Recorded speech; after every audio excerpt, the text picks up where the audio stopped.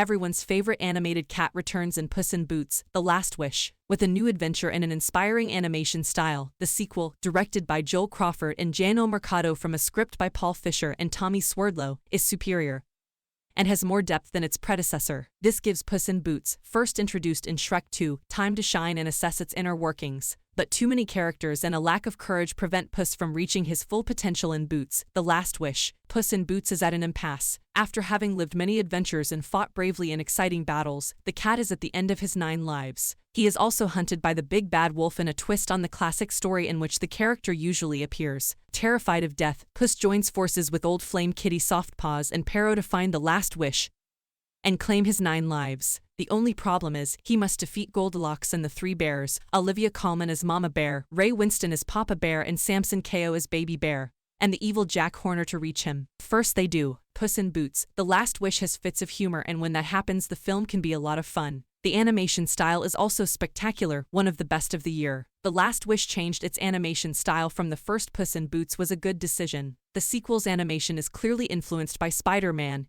Into the Spider-Verse and the anime to bring the visual palette to life. To this end, the animation style has been made more intriguing and unique. Bringing together 2D and 3D animation rather than sticking to a single style adds richness to the animation and the world it creates. The themes of the film are great as the cat struggles with his mortality and what to do with the only life he has left. While the film pulls back some aspects of the character from him, the story benefits as the cat realizes that he doesn't have to go through everything alone, nor does he have to be alone if any who take care of him. The cat can be very selfish here, and he's driven by fear and a need to run, so it's a good lesson he learns when he lets Kitty Softpaws and Perro in, despite his reluctance to do so at first. Where The Last Wish falters is in his heartlessness. Too focused on the thrill of adventure, he spends little time on the proper development of the supporting characters, leaving the final moments of the film rather devoid of the atmosphere he probably aimed for. There are also too many characters vying for attention, alienating the main character and her journey. The animation packs a plethora of fairy tale stories into one, and the result is bloated and messy, with too many unnecessary subplots, like Goldilocks and the personal journey of the 3 bears, that ultimately add little value and are underwhelming. Furthermore, The Last Wish's adversary is frustratingly unhelpful in a film where the Puss mortality